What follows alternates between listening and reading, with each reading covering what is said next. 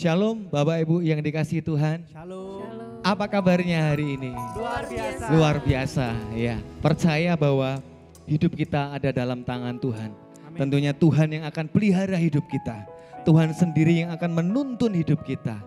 Dan Dia yang akan membawa kita ke dalam janjinya yang ajaib. Amin Bapak Ibu. Amin. Nah, mari kita satukan hati di ibadah online pagi ini. Dan kita tetap percaya bahwa ada Tuhan bersama kita. Mari kita datang menyembah Tuhan. Kita buka hati kita. Karena pengharapan kita hanya kepada Tuhan Yesus. Tuhan yang hidup. Dia yang sudah mengalahkan maut. Dia yang memberi hidup dalam hidup kita. Amin. Haleluya. Terima kasih Tuhan. Kami mau memuliakan nama-Mu Tuhan. Kami mau menyembah-Mu Tuhan.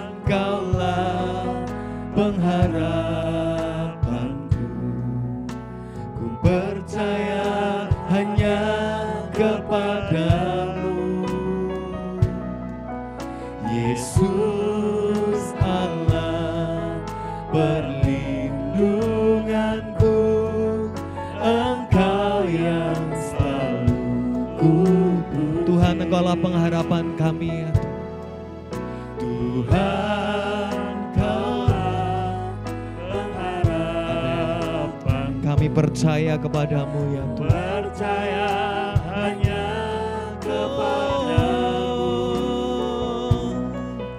Yesus Allah perlindunganku, Engkau yang selalu kupuji.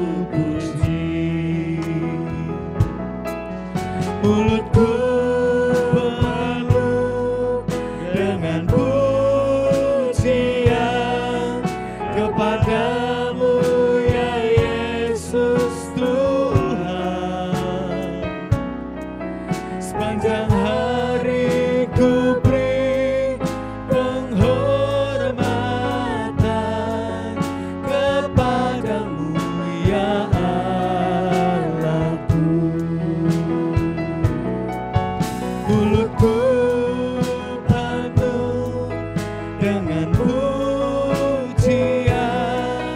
kepadamu ya Yesus Tuhan.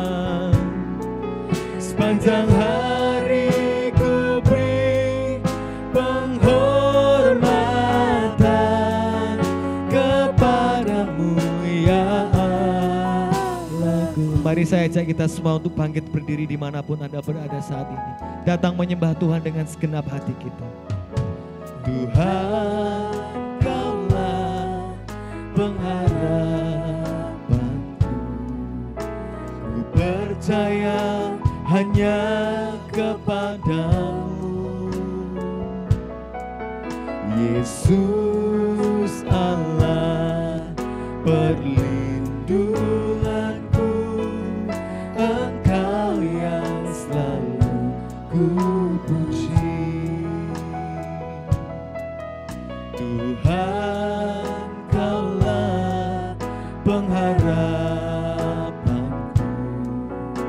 Ku percaya hanya kepadamu, Yesus Allah perlindunganku. Engkau yang selalu. Mari kita angkat tangan bersama-sama di hadapan Tuhan. Mulutku penuh, Amin, dengan pujian kepadamu, ya Yesus Tuhan. Sepanjang hari ku beri penghormatan kepadamu, ya Allah. Oh, kami memujimu. Mulutku penuh dengan pujian kepadamu, ya Yesus Tuhan. Sepanjang hari ku beri penghormatan kepadamu, ya Allah. mari kita puji Tuhan. Mulutku memujimu, mulutku penuh dengan pujian kepadamu, ya Yesus Tuhan. Sepanjang hari ku beri penghormatan kepadamu, ya Allahku. Kaulah pengharapan kami ya Tuhan. Untuk itu kami memuji nama-Mu Tuhan. Kami memuji nama-Mu Tuhan. Kepadamu ku berseru, ku percaya dan berharap.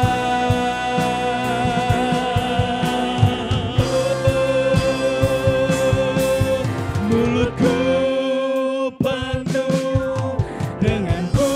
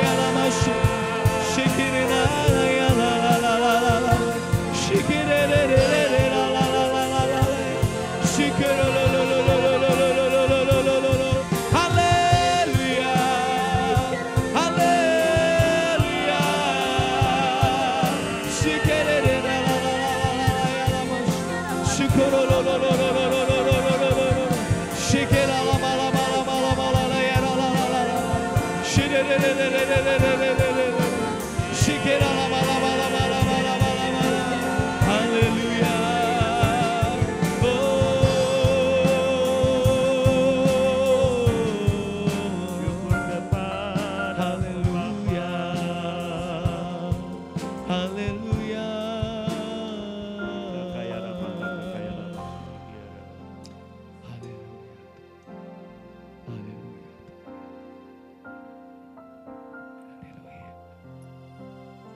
Tuhan, Engkaulah satu-satunya pengharapan dalam hidup kami. Ya Tuhan. Amin.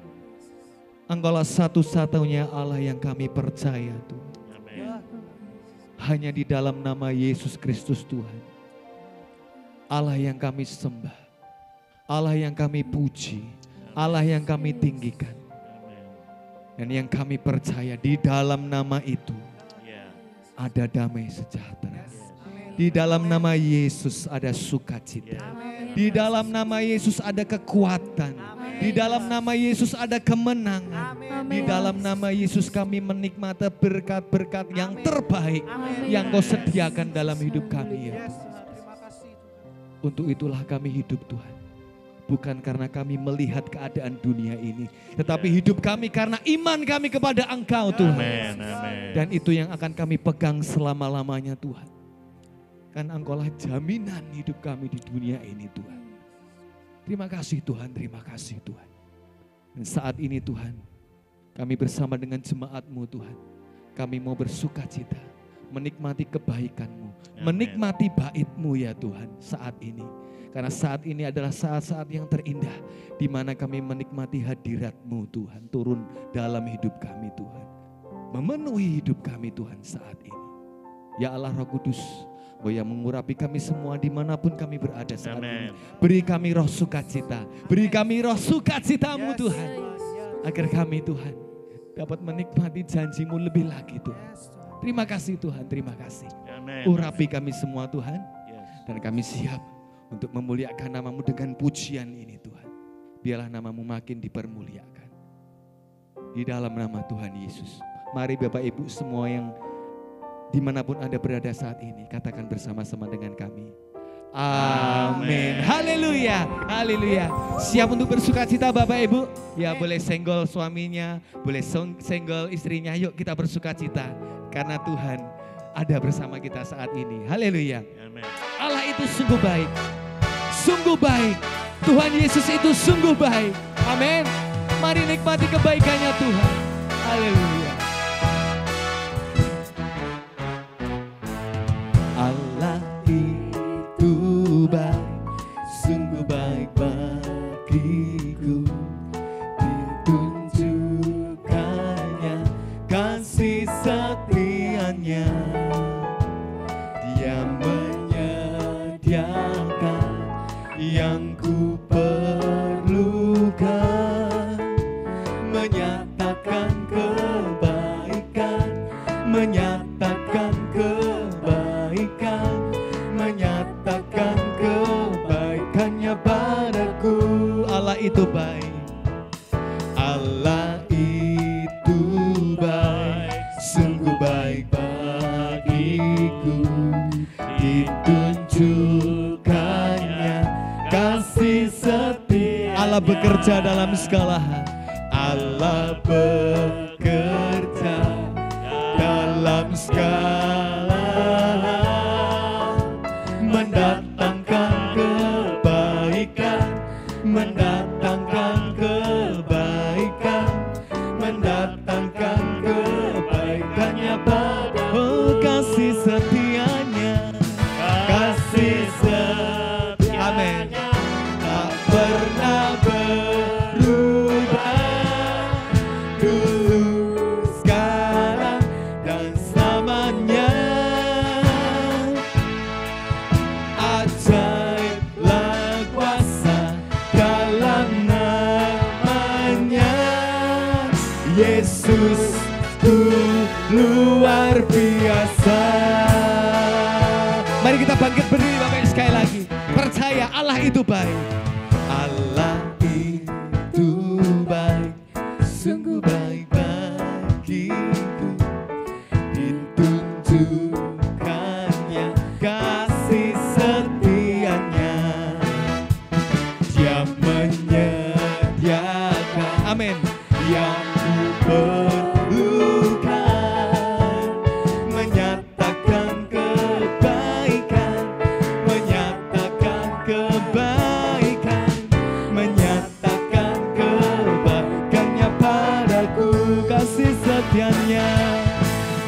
kasih setianya tak pernah dulu sekarang dan selamanya. Ajaiblah kuasa dalam nama Yesus, luar biasa. Amin. Luar biasa. Oh, kasih setianya tak pernah berubah, dulu, sekarang, dan selamanya. Ajaiblah kuasa dalam namanya Yesus. Sekali lagi. Oh, kasih setianya tak pernah berubah, dulu, sekarang, dan selamanya. Ajaiblah kuasa dalam namanya Yesus. Luar biasa. Yesus luar biasa. Yesus luar biasa. Allah itu baik. Beri kemuliaan untuk Tuhan kita. Tuhan Yesus itu Allah yang baik. Dia menyediakan apa yang kita perlukan, Bapak Ibu. Amin. Haleluya.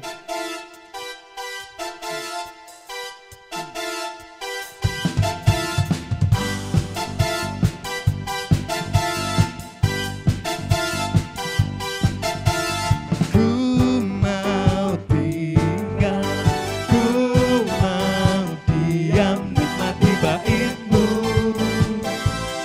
Seumur hidupku mau tinggal, ku mau tinggal, ku mau diam nikmati bait-Mu. Seumur hidupku, satu hal telah ku minta kepada Tuhan, itulah yang ku ingini. Diam di rumah Tuhan seumur hidupku, menyaksikan kemurahan Tuhan dan menikmati kasih-Nya dan menikmati kuasa-Nya, dan menikmati bait-Nya dan menikmati firman-Nya.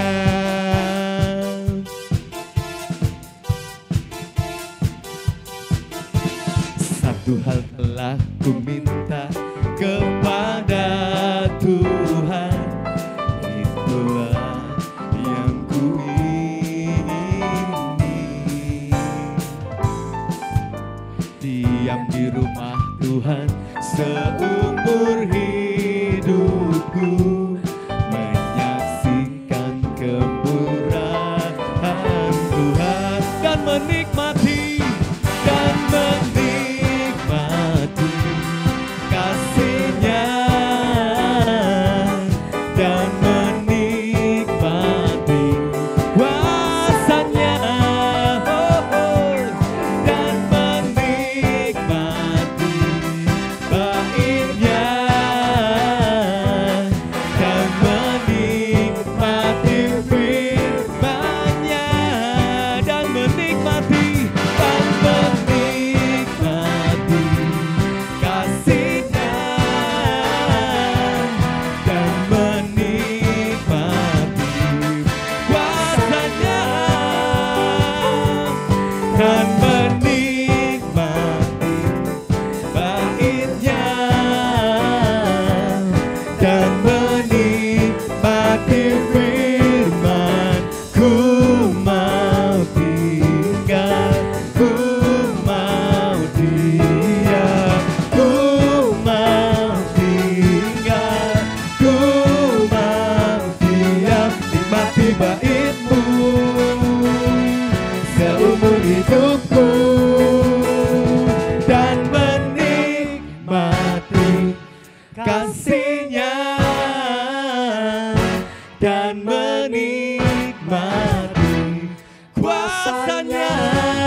Yesus, dan menikmati baitnya, dan menikmati firman-Nya, dan menikmati kasih-Nya, dan menikmati kuasa-Nya, dan menikmati baitnya, dan menikmati firman. Ku mau tinggal, ku mau tinggal, ku mau tinggal, ku mau tinggal. Nikmati bait-Mu. Haleluya. Terpuji nama-Mu Tuhan. Kami mau nikmati bait-Mu Tuhan. Kami mau nikmati kasih-Mu Tuhan. Kami mau nikmati kebaikan-Mu ya Tuhan. Terlebih saat ini Tuhan, kami sungguh mau nikmati firman-Mu Tuhan.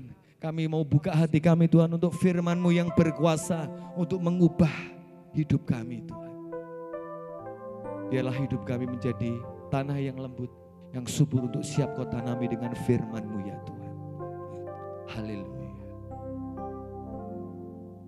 Apapun yang terjadi di dalam hidupku, selalu ku berkata, Tuhan Yesus baik.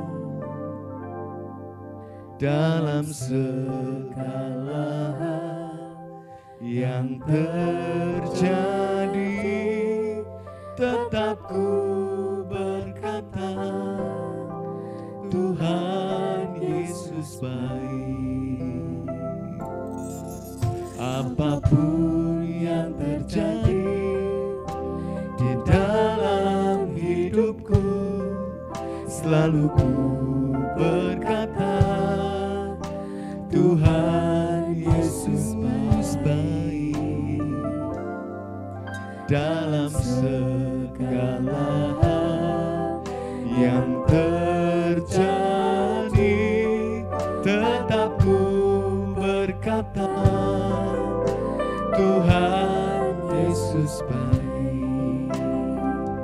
Ku sembah Kau, ku sembah Kau, tak dapat ku membalas kasih-Mu. Ku sembah Kau, ku sembah Kau Bapa, ku rindu selalu menyenangkan-Mu.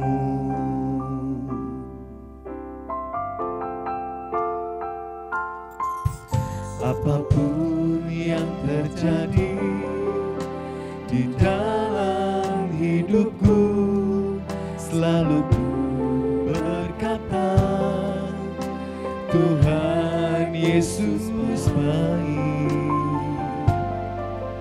Dalam segala hal yang terjadi,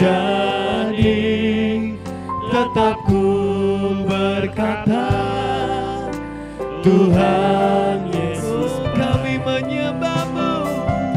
Ku sembah Kau, ku sembah Kau, tak dapat ku membalas kasih-Mu. Ku sembah Kau, ku sembah Kau Bapa, ku rindu selalu ku sembah Kau, ku sembah Kau, ku sembah Kau, tak dapat ku membalas kasih-Mu. Ku sembah Kau, ku sembah Kau Bapa, ku rindu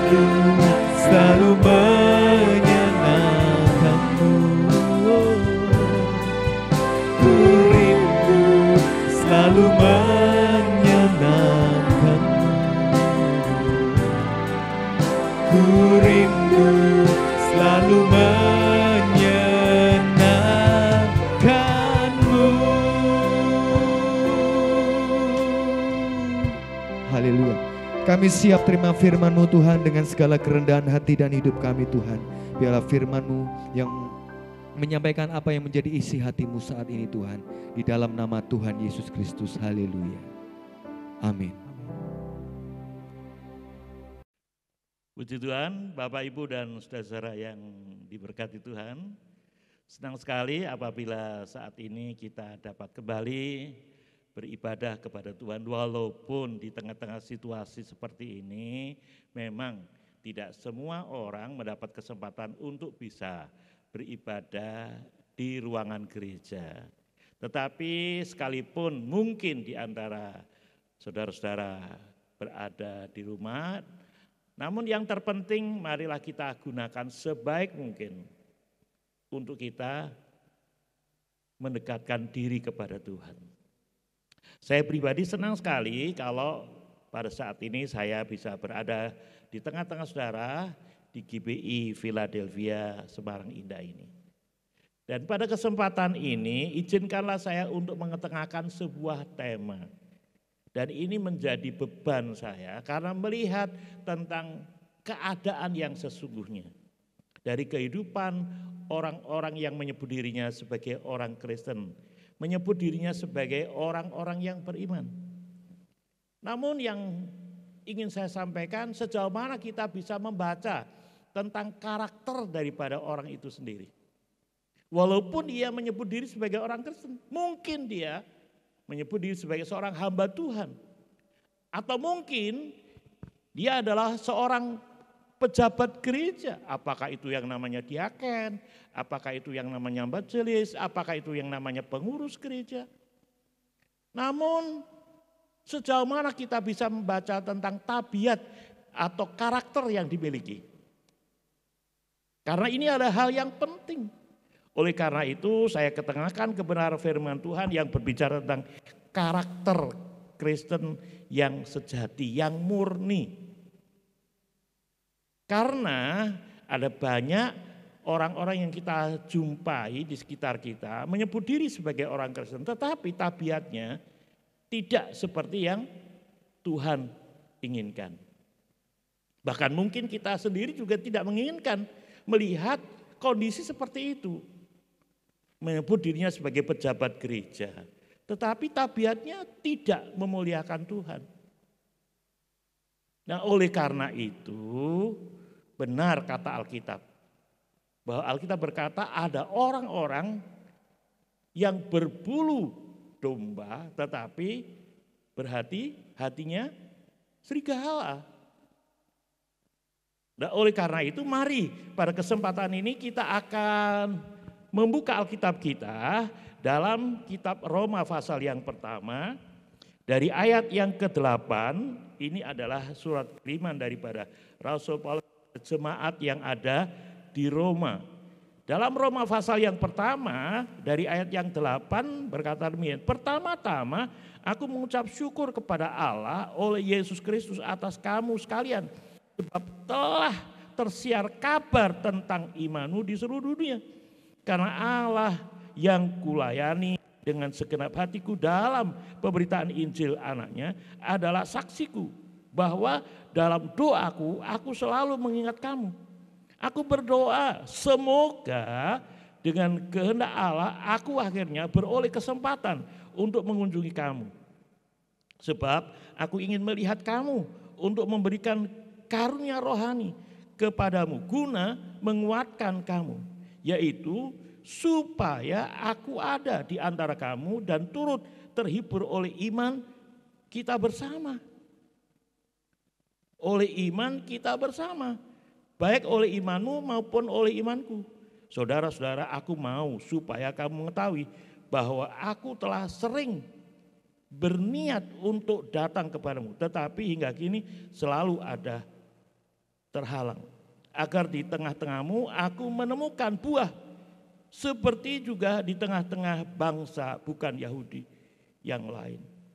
Aku berhutang baik kepada orang Yunani maupun kepada orang bukan Yunani.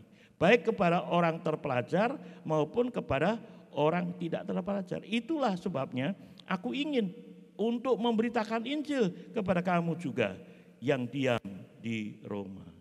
Nah, Bapak Ibu dan Saudara yang diberkati Tuhan, pada kesempatan ini saya mencoba untuk mengetengahkan tentang model karakter yang sejati daripada seorang anak Tuhan, sebagai seorang hamba Tuhan, sebagai seorang Kristen, itu bagaimana? Paling tidak dalam waktu yang ada ini ada 4 hal. Ya. Untuk membuktikan bahwa dia adalah seorang Kristen yang sejati, seorang Kristen yang tulen, seorang Kristen yang tenanan. Sehingga tidak sekedar namanya saja Kristen. Tidak sekedar namanya saja sebagai seorang pelayan Tuhan. Tetapi bagaimana tabiatnya? Ada beberapa ciri yang coba saya ketengahkan pada saat ini. Yang pertama, ciri seorang Kristen yang sejati, seorang anak Tuhan yang tulen, seorang hamba Tuhan yang murni, memiliki tabiat, memiliki karakter, yaitu selalu hidup dalam ucapan syukur. Selalu hidup dalam ucapan syukur, dalam banyak hal yang harus dihadapi. Ia tidak pernah berhenti untuk bersyukur. Walaupun mungkin di tengah-tengah masalah yang harus dihadapi. Di dalam ayat yang ke-8 tadi, pertama-tama aku mengucap syukur kepada Allahku oleh Yesus Kristus atas kamu sekalian. Sebab telah tersiar kabar tentang imanmu di seluruh dunia. Ada banyak orang-orang di sekitar kita yang hanya bisa mengucap syukur dikala ia diberkati Tuhan. Tatkala keadaannya dalam keadaan baik.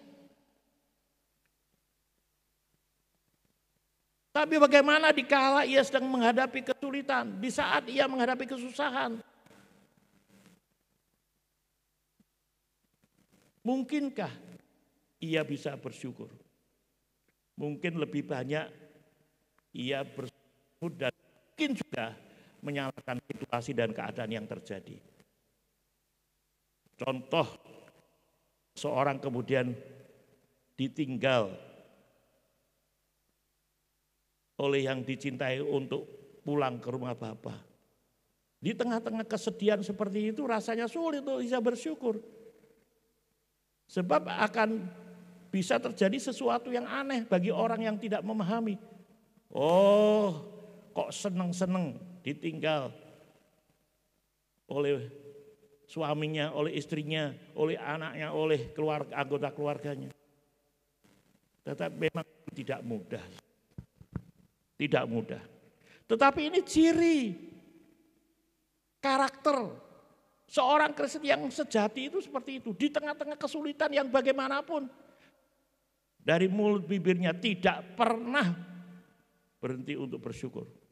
Tidak kemudian menggerutu, lebih banyak ditemukan orang-orang yang gampang untuk bersungut-sungut. Lebih banyak ditemukan orang-orang yang menggerutu.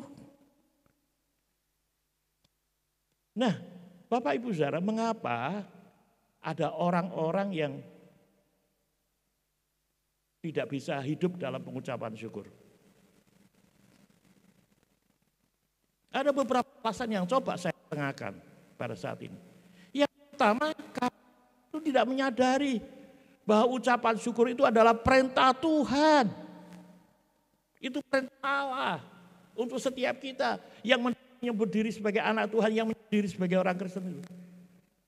Dalam 1 Tesalonika pasal 5 ayat yang ke-8. Mengucap syukurlah dalam segala hal. Tidak pada saat-saat yang menyenangkan saja, pada saat-saat menguntungkan saja kita bersyukur. Ini perintah. Dan itu bukan perintah dari manusia, perintah Allah. Berbahagialah setiap kita yang dapat mematuhi akan perintah Tuhan. Memang ada banyak perintah Tuhan yang dapat kita temukan dalam Alkitab firman Allah ini. Ada banyak perintah Tuhan. Tetapi salah satu dari sekian banyak perintah Tuhan itu adalah hidup dalam pengucapan syukur. Dan ini yang membuat hati Tuhan senang. Ini yang membuat Tuhan berkenan. Dan saudara tahu apabila Tuhan senang, apabila Tuhan berkenan, maka ada banyak jaminan yang akan kita dapatkan. Mungkin belum sempat kita meminta sesuatu kepada Allah. Tapi kalau kehidupan kita adalah kehidupan yang menyenangkan, maka Tuhan akan peduli dengan kita. Yang kedua, mengapa ada orang-orang di sekitar kita yang menyebut diri sebagai hamba Tuhan, yang menyebut diri sebagai orang Kristen, tetapi tidak pernah hidup dalam ucapan syukur, tidak pernah ada ucapan terima kasih. Padahal sesungguhnya apa yang ada pada diri kita itu merupakan bagian daripada perbuatan Tuhan. Kalau kita masih bisa bernafas sampai hari ini, kalau kita masih dalam keadaan baik, sementara orang lain diterpa dengan penderitaan sakitnya, bersyukur. Yang kedua, oleh sebab orang itu tidak pernah memahami tentang kebaikan Allah. Orang yang bisa memahami akan kebaikan Allah, orang yang selalu dapat melihat kebaikan Allah setiap, tentu tidak akan pernah berhenti untuk bersyukur. Allah itu baik. Sebagaimana pujian tadi, Allah itu baik. Allah itu baik. Kadangkala kita melihat kebaikan Allah itu tatkala apa yang kita usahakan itu kemudian mencapai hasil yang sangat menyenangkan. Wah, Allah baik. Tetapi sesungguhnya ada banyak hal. Saya tidak bisa merinci satu demi satu tentang bukti kebaikan Allah itu.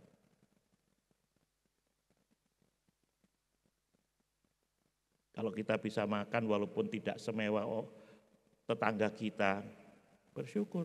Itu kebaikan Allah. Kalau kita masih bisa menikmati makanan, walaupun mungkin menunya tidak seperti yang dinikmati oleh tetangga, bersyukur.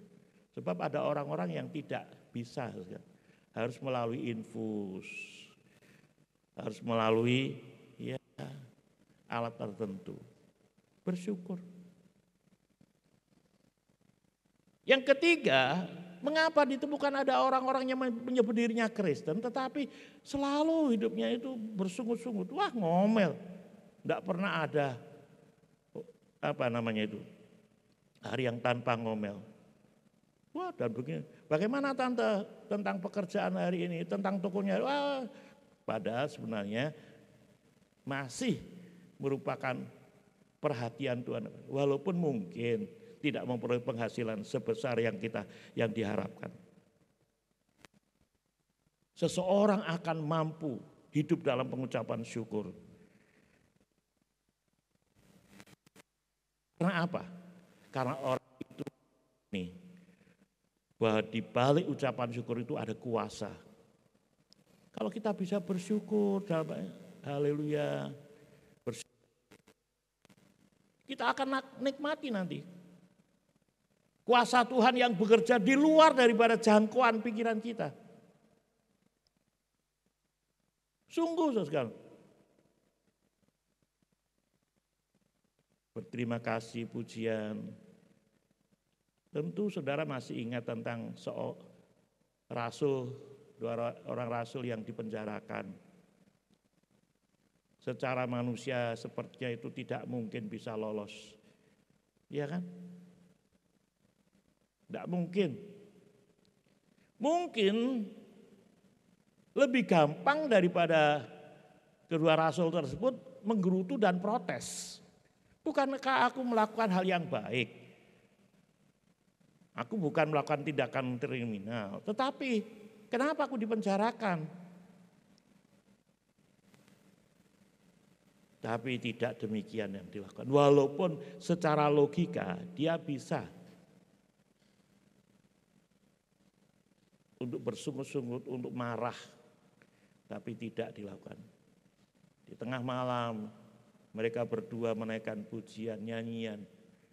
Sebagai ucapan, ya terima kasih kepada Tuhan. Mungkin seperti itu kan ungkapannya. Kuasa Allah bekerja secara luar biasa. Karena ada ucapan syukur. pujian yang dinaikkan kepada Allah. Oleh karena itu, Bapak, Ibu, dan Saudara, ini merupakan ciri yang pertama. Dalam perjalanan hidup, seringkali kita temukan pasangan suami istri atau mungkin calon suami istri. Ada pemuda-pemudi yang hanya melihat posturnya, fisiknya, dari raut wajahnya, tetapi tidak pernah membaca karakternya.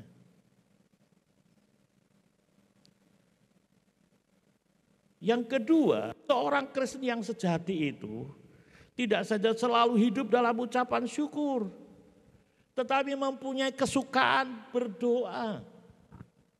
Itu adalah Kristen yang sejati. Sekarang bagaimana dengan saudara sebagai jemaat Tuhan di tempat ini? Saudara adalah anak Tuhan. Berapa kali dalam sehari engkau berdoa kepada Tuhan? Apakah di saat-saat membutuhkan saja baru kita berdoa? Di ayat yang ke-9 itu seperti ini dikatakan. Ayat yang ke-9 berkata seperti ini. Karena Allah yang kulayani dengan segenap hatiku dalam pemberitaan Injil anaknya adalah saksiku bahwa dalam doa lalu mengingat kamu dalam doa. Sebagaimana tadi saya katakan, ada banyak ditemukan orang-orang di saat butuh saja ia melipatkan lututnya dan berdoa kepada Tuhan. Tapi di saat keadaan sudah diberkati, pertolongan sudah diterima, apakah ia masih hidup dalam doa? Saya teringat pada waktu saya berada di Gereja Isa Masih Jemaat Dr. Cipto, ada doa malam. Waduh, begitu banyak orang-orang yang hadir dalam doa. Dan saya juga ikut memperhatikan berapa banyak orang-orang tatkala pergumulannya itu sudah dijawab oleh Tuhan. Sudah tidak lagi hadir dalam doa malam. Tapi tatkala ia menghadapi pergumulan, bahkan sampai menangis, berdoa, minta, berseru kepada Tuhan. Tetapi anehnya tatkala jawaban itu sudah diterimanya, tidak lagi hidup di dalam doa. Jadi untuk bisa menilai apakah dia adalah seorang anak Tuhan yang keren, apakah dia adalah seorang Kristen yang sejati, apakah dia seorang hamba Tuhan yang tenanan, maka kita bisa dapat melihat dari kehidupan doanya. Apakah dia mempunyai kesukaan untuk berdoa. Saudara-saudara, saya pribadi bukan berarti the best, enggak. Tapi bagi saya sepertinya kalau tidak berdoa itu ada sesuatu yang hilang. Maka daripada itu baik di waktu tengah malam, pagi hari, maupun ya menjelang tidur, apalagi di tengah-tengah pergumulan, di saat-saat menghadapi pergumulan. Nah, saudara-saudara, saya sempat mengambil sebuah komitmen dikala menghadapi sesuatu. Sebagaimana firman Tuhan, tidak mampukah engkau 1 jam bersama dengan aku?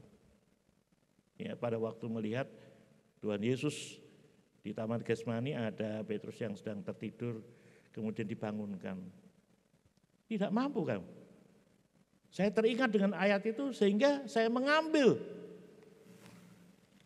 kesempatan 1 jam setiap malam duduk di kaki Tuhan, menyembah 1 jam.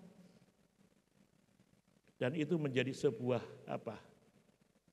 menjadi sebuah gaya hidup akhirnya. Saudara,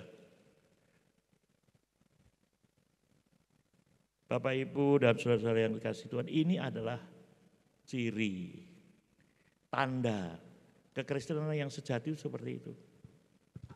Tidak saja hidup dalam pengucapan syukur, tetapi memiliki kehidupan doa.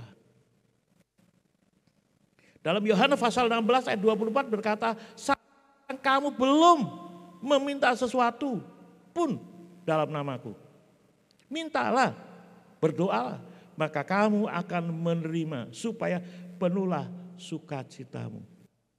Sepertinya Tuhan Yesus memberikan apa? Tawaran, kesempatan, peluang supaya kamu beroleh sukacita. Sampai sekarang kamu belum pernah. Jangan-jangan itu saudara, saya pernah.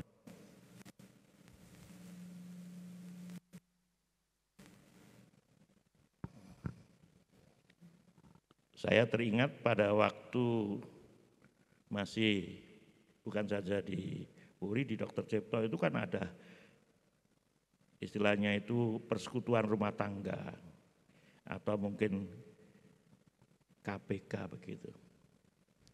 Saya ingat itu waktu pelayanan tersebut di Petelan. Nah, kemudian ada orang yang ditunjuk untuk berdoa, berkata, dia katakan, enggak, jangan saya.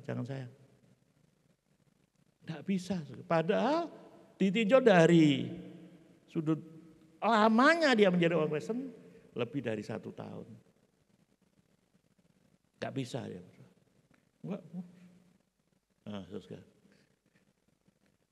dari situ kemudian saya mencoba untuk menebak, jangan-jangan orang itu memang tidak suka berdoa. Maka daripada itu dalam kebenaran firman Tuhan, minta supaya diajar berdoa. Gereja apabila seluruh umat Tuhan, jemaat hidup dalam doa,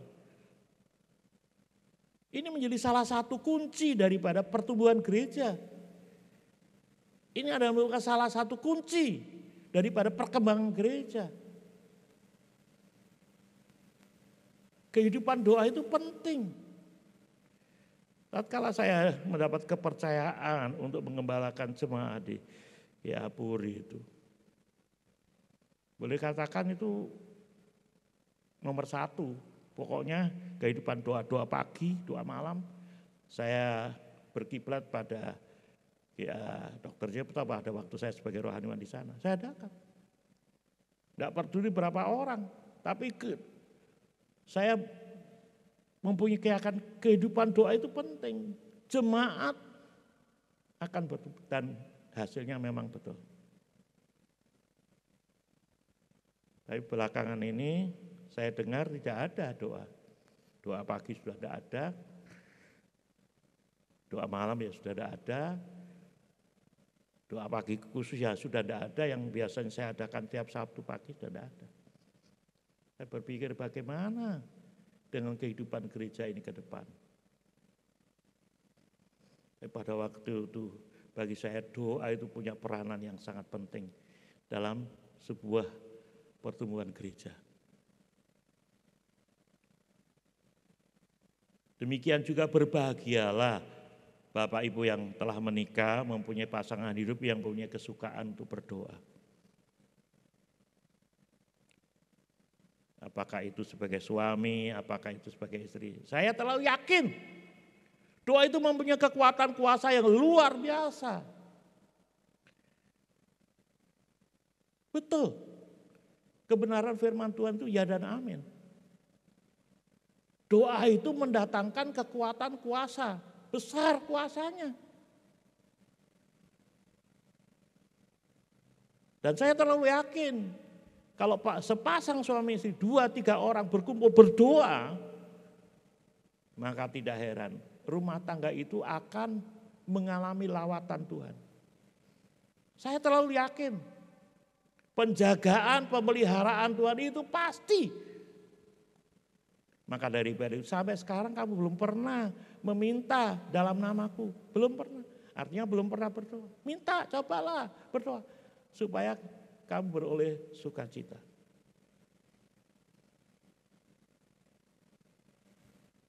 Yang ketiga bahwa ciri, karakter, sifat, tabiat seorang anak Tuhan yang sejati, seorang Kristen yang sejati,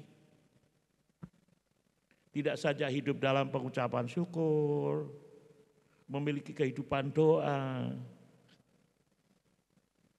tetapi yang ketiga, memiliki kepedulian terhadap sesama. Memiliki kepedulian terhadap sesama. Ayat yang ke-11 dikatakan begini, sebab aku ingin melihat kamu untuk memberikan karunia rohani kepadamu guna menguatkan kamu. Sebab aku ingin melihat kamu.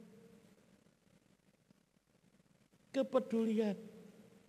Kadang-kadang terjadi sesuatu yang ganjil dalam jemaat, di sebuah gereja. Tidak adanya kepedulian satu dengan yang lain. Terhadap orang-orang yang papa.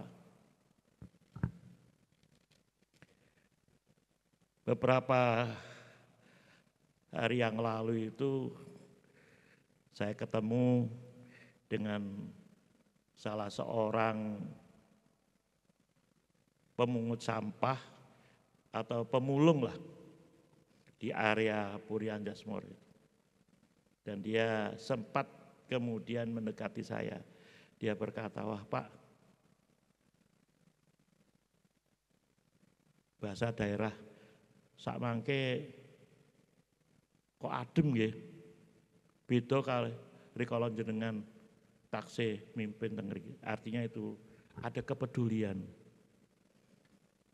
Saya beberapa kali mengadakan program kepedulian terhadap orang-orang gelandangan. Beberapa kali itu. Saya buat cara di situ kepedulian untuk program peduli kasih itu. Di belakang saya beri kotak persembahan, yaitu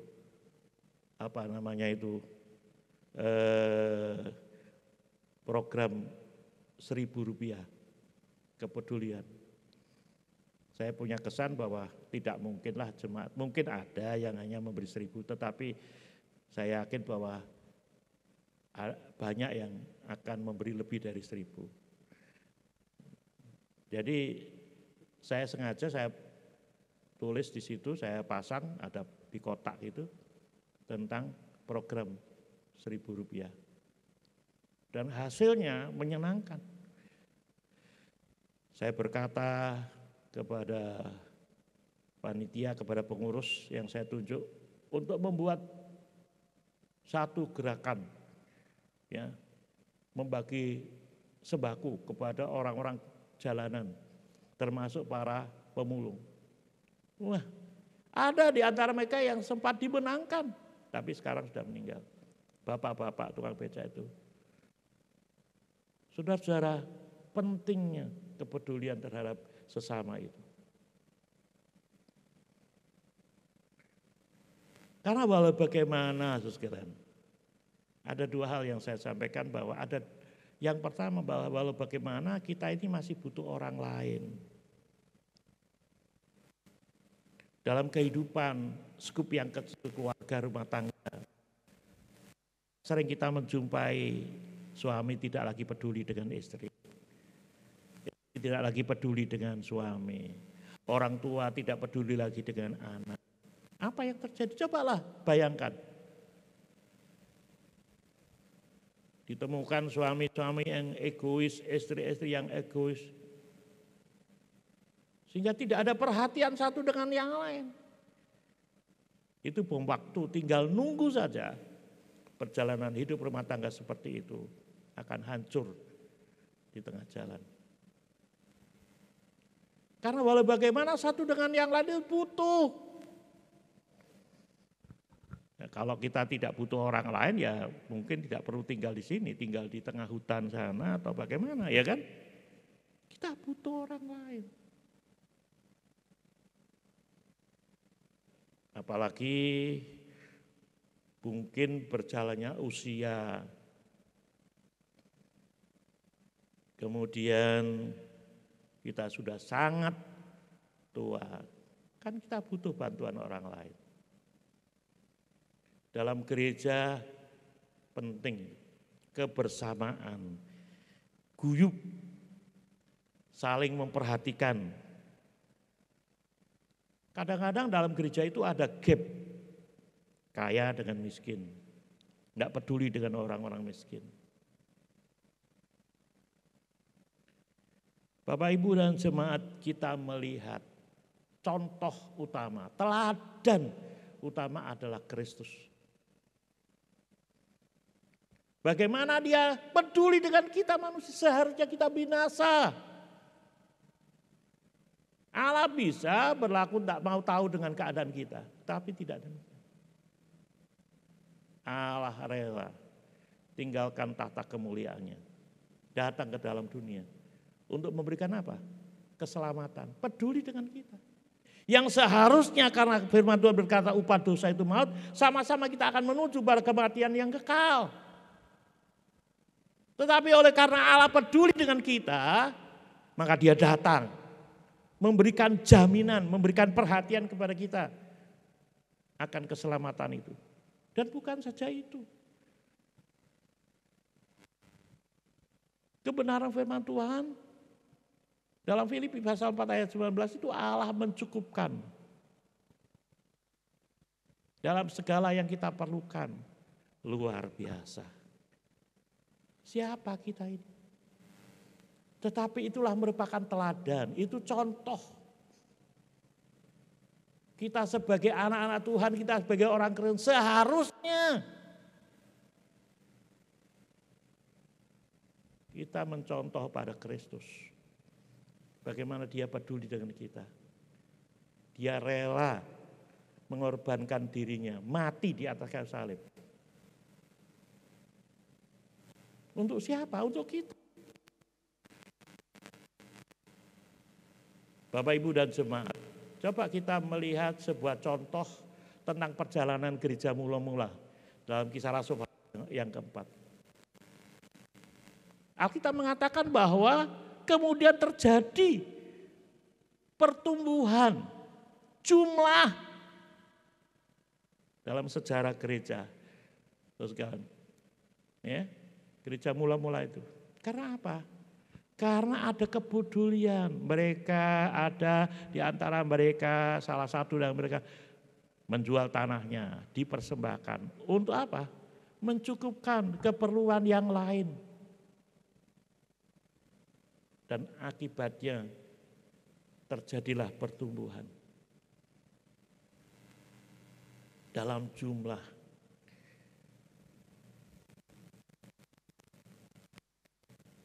Dalam jemaat di tempat ini, ayo saya selaku hamba Tuhan mengajak, yuk kita peduli terhadap sesama kita.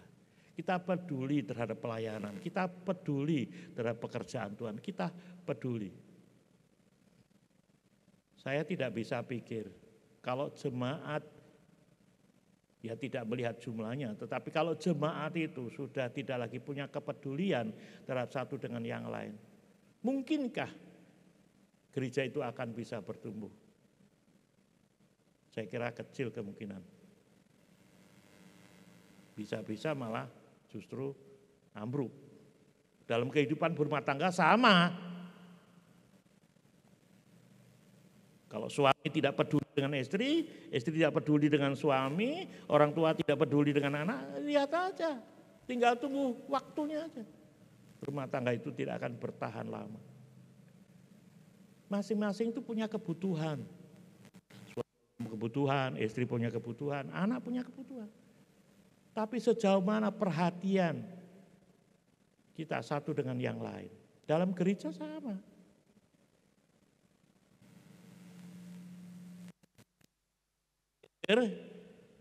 Yang keempat, ciri daripada seorang anak Tuhan yang sejati, yang namanya anak Tuhan, orang Kristen yang sejati, yang sempat diamati oleh Paulus adalah orang yang punya apa? Kesukaan, kerinduan untuk apa? Melayani Tuhan. Di dalam ayat yang ke-14,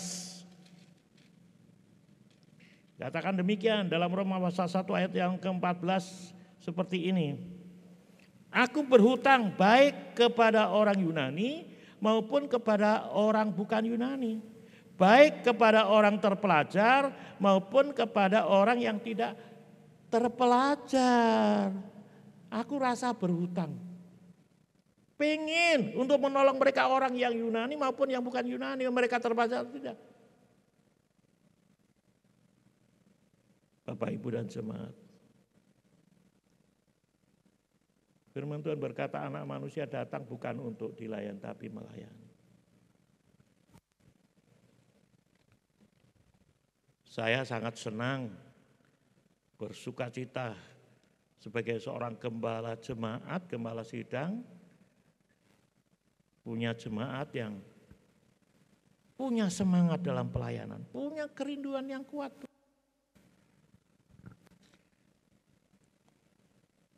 Tapi sungguh sangat memprihatinkan kalau kemudian punya jemaat yang sama sekali berpangku tangan, tidak mau terlibat dalam pelayanan. Aduh. Dan ini menjadi juga salah satu kunci daripada pertumbuhan gereja itu kalau bisa melayani. Memang bentuk-bentuk pelayanan kan banyak. Dan tentu setiap kita juga bisa memahami tentang karunia, talenta yang Tuhan percayakan kepada kita. Memang tidak semuanya bisa menjadi seorang worship leader, tidak semuanya menjadi seorang pemusik, pemain keyboard, enggak. Tidak semuanya menjadi pengkhotbah.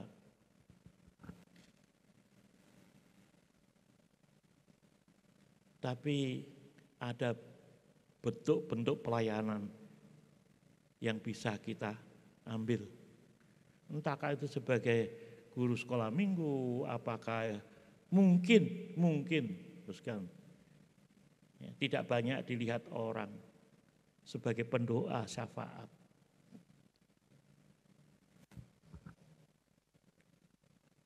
Pada waktu saya muda, saya berada di sebuah gereja Bethel Injil Sepenuh.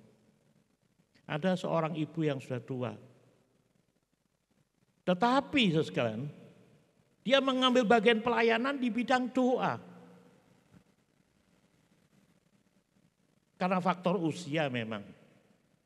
Tetapi ada juga orang yang sudah usia cukup suntuk tapi tidak mengambil bagian pelayanan apa-apa. Tetapi beda dengan yang namanya Mbak Siti ini. Di gereja di mana saya berjemaat waktu saya masih muda itu diadakan doa rantai. Setiap jemaat diminta untuk bisa mengambil waktu 1 jam. Nah, ada satu tempat begitu di gereja, ya, di gereja Bethel Injil Sepenuh di Jalan Karangmenjangan itu. Ada satu, itu untuk doa, digilir. Jadi 1 jam, 1 jam. Ya. Nah, ada orang-orang yang tidak mengambil. Ada orang-orang yang mungkin karena satu dan hal tidak bisa memenuhi jam yang diambil. Itu diganti oleh Bu Siti. Mbak Siti ini doa, selalu. Saya setiap kali menjumpai, wah hebat ya. Itu pelayanan yang bisa diambil. Dan mengakibatkan gereja di mana saya berjemaat itu maju. Karena apa? Karena banyak orang-orang yang mau terlibat dalam pelayanan. Saya memang bukan seorang pemusik.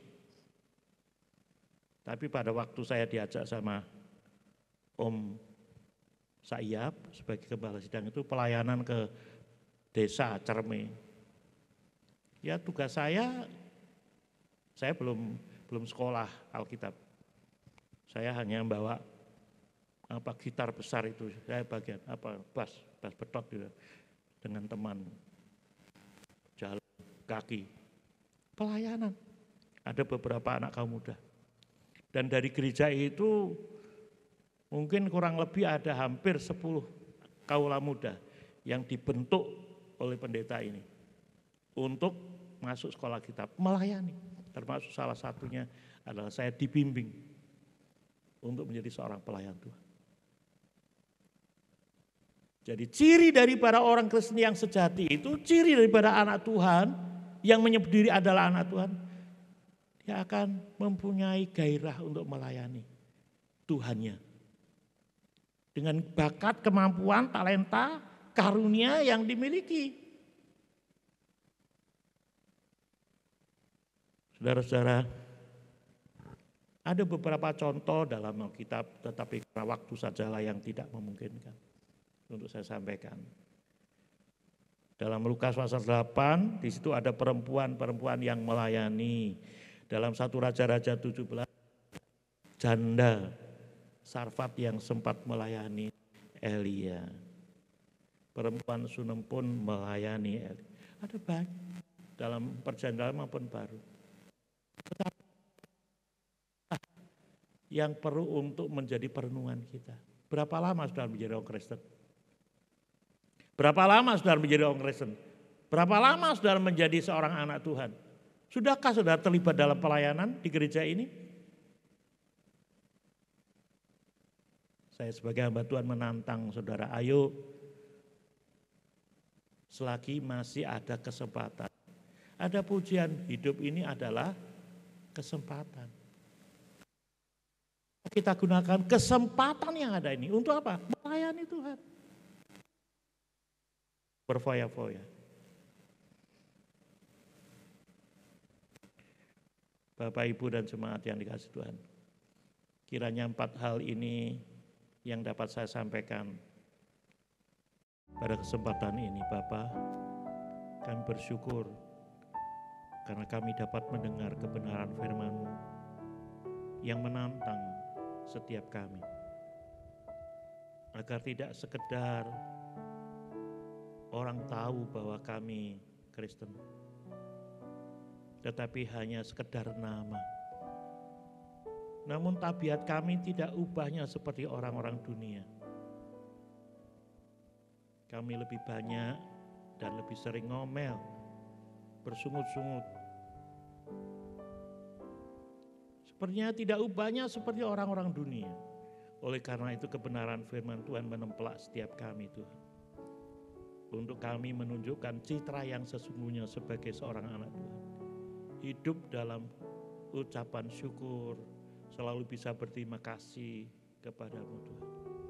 Mengingat akan kebaikan-Mu begitu besar terhadap kami. Ajar kami untuk kami selalu hidup dalam doa. Ajar kami untuk kami punya rasa perhatian, kepedulian terhadap orang-orang di sekitar kami. Dan ajar kami supaya kami punya beban pelayanan. Berkati seluruh warga jemaat GBI Philadelphia yang ada di Semarang Indah ini. Kami percayakan Bapak Gembala Sidang di tempat ini, Bapak Pendeta Yohan Adi Prayitno, bersama dengan seluruh staf pengembalaan.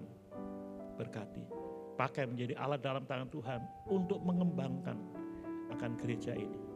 Sehingga tahun demi tahun akan nampak kemajuan yang pesat. Nama-Mu dipermuliakan. Berkati program-program ke depan dari gereja ini. Kami percayakan seluruh keluarga besar Jemaat GBI Philadelphia Semarang Indah dalam tangan kasih, penjagaan dan pemeliharaan Tuhan. Kami berdoa bersyukur dalam nama Yesus Kristus Tuhan kami. Amin.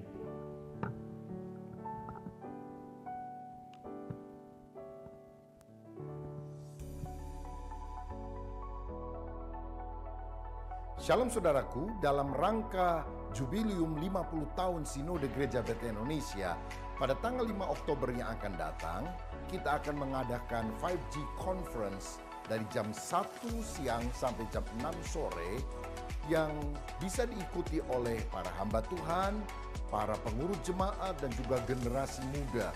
Para hamba-hamba Tuhan yang diurapi akan menyampaikan di dalam sesi umum dan juga di dalam workshop hal-hal yang sangat berguna bagi kita sekalian, dan ini terbuka untuk denominasi apapun juga. Daftarkan diri saudara sekarang di link berikut ini, dan tanggal 6-nya jam 7 sampai 9 malam kita akan mengadakan celebration melalui YouTube, yaitu merayakan hari ulang tahun Gereja Bethel Indonesia yang ke-50. Saya harap saudara semua bisa mengikutinya dan memberitahukan kepada semua orang, dan untuk tanggal 6 tidak perlu pendaftaran dan tidak dipungut biaya. Tuhan Yesus memberkati.